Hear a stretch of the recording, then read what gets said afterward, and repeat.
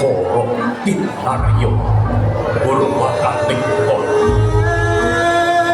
Sumembah sukeng sak siniarap bincang handapan wasik Gusti kang akarya upaya sadewa pramesti wenang kang wenang hapurba abdi sesa kang wenang indra mewah paring nugraha marang sang Kumati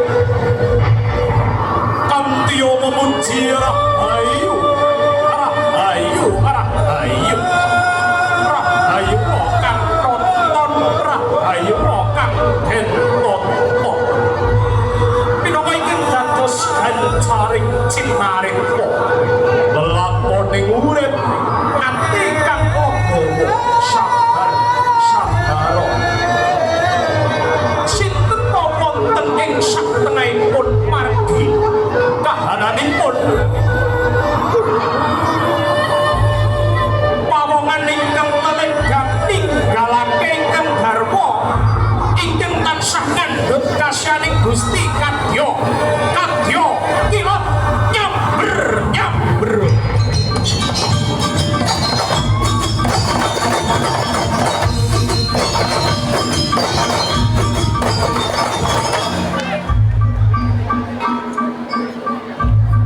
jenenge Allah kaya ngene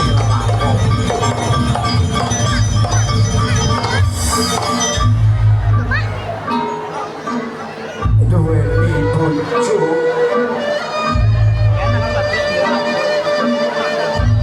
sing lagi ngandhut parang kasyaning Jawa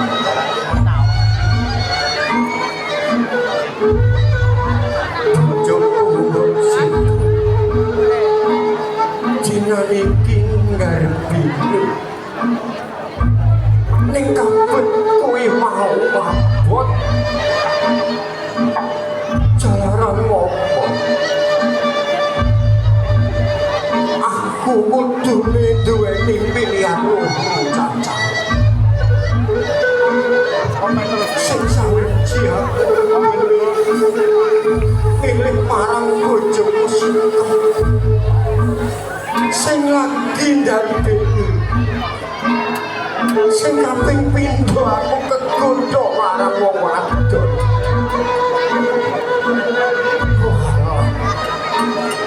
apa pancen abot nyonggo pindhone aku mangan wah si malaka lamun buah kuwi mau dak pangan si bakal tumengane pati lamun ora dak pangan bojoku sing siji ae kaya apa ya pancen kabeh kuwi mau wis dadi garis lan sing kuwi aku kudu bisa milih sawiji bune nadya kok kaya apa aku ora tega nanging aku kudu milih marang siji kowe apa bojoku sing siji ya wis dak tegelake aku tak milih bojoku sing siji sing hati-hati kowe bune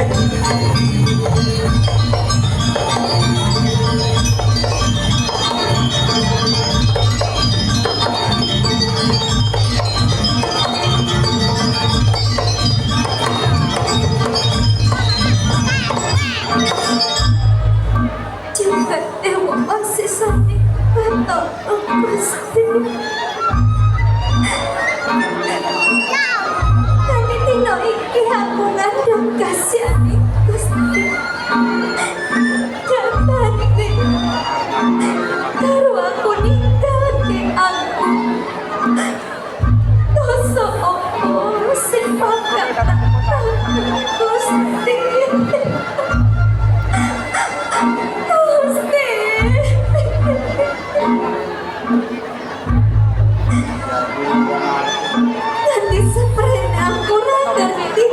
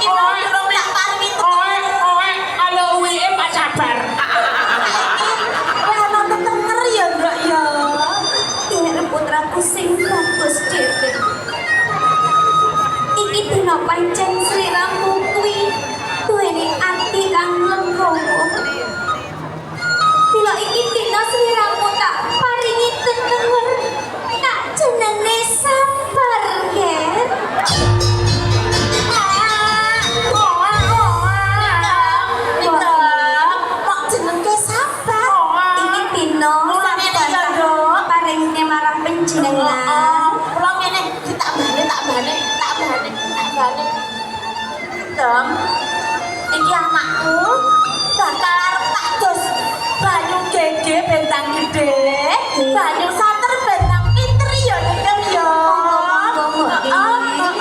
Tak rampilan papan ta ya.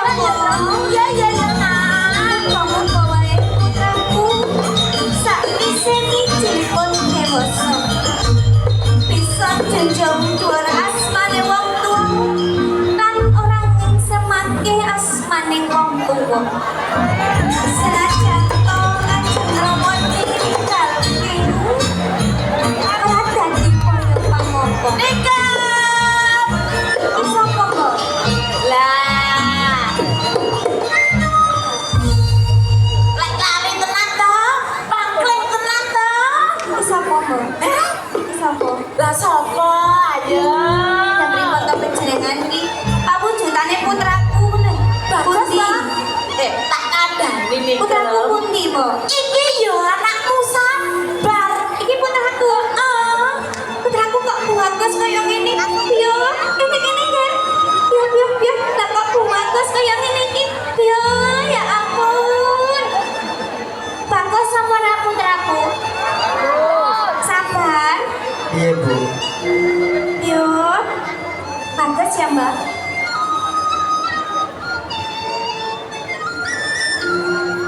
Seliramu ki wis dewasa. Ora aja dolan ado-ado. Ora oleh nakal ya, nggih.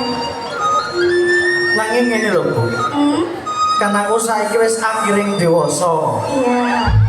Sabar iki kepengin ngambara golek penggawean supaya ning ibu kelawan simbok kuwi mau bisa urip mulya.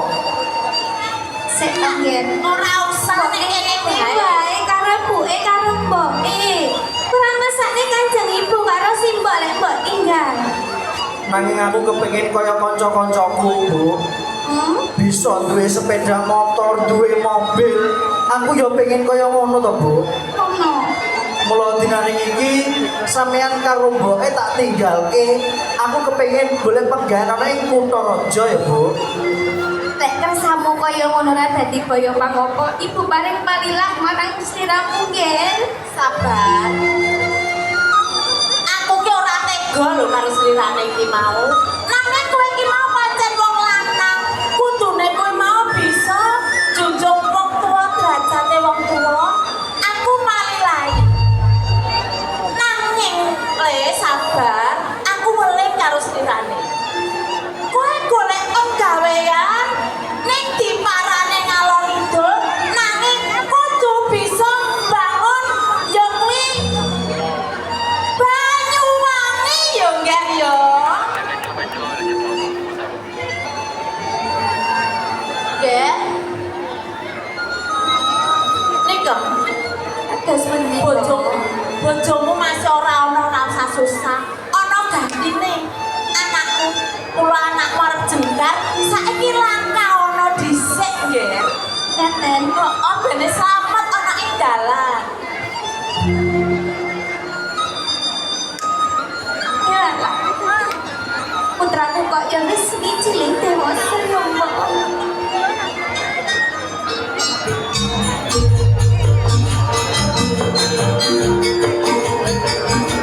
Aku pacar dalam satu.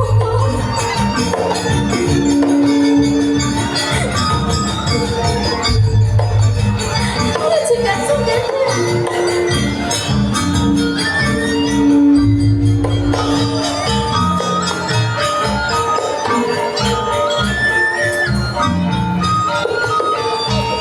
Sabar putraku, yen tas liramu ape tindak golek kamulian ning urip iki dina tak pamilahi ning sing hati-hati yo nggih. Aku njaluk pangestune ibu kelawan simbok ya. Kowe ampir ana kancamu. Aja dhewean yo nggih. Kalau sarekan kae ampir ana ing desa kae.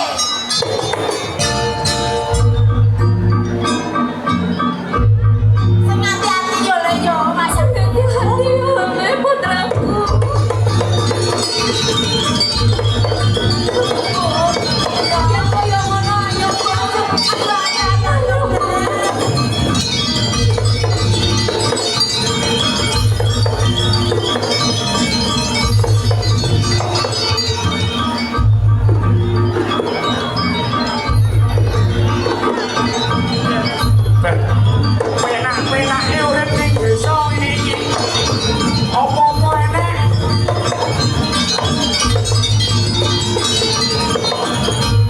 yo sak mangane, ngombe yo sak ngombene.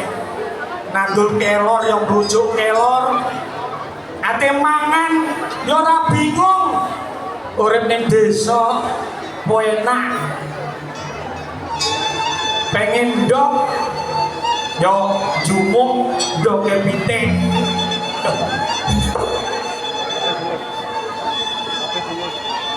Aku saelan. Lan, Loh, sabar. ini lho. Masya Allah. Kowe kan yo kumpul aku kan cilik to. Ah, kacile. Kan cilik wis kumpul aku ngalor ngidul susah seneng karo kowe. Tenang. Saiki ngene lho. Lan, aku ki pengen golek penggawean ning Kutaraja. Loh, kowe ngimpi apa to, Bar? Atase wong desa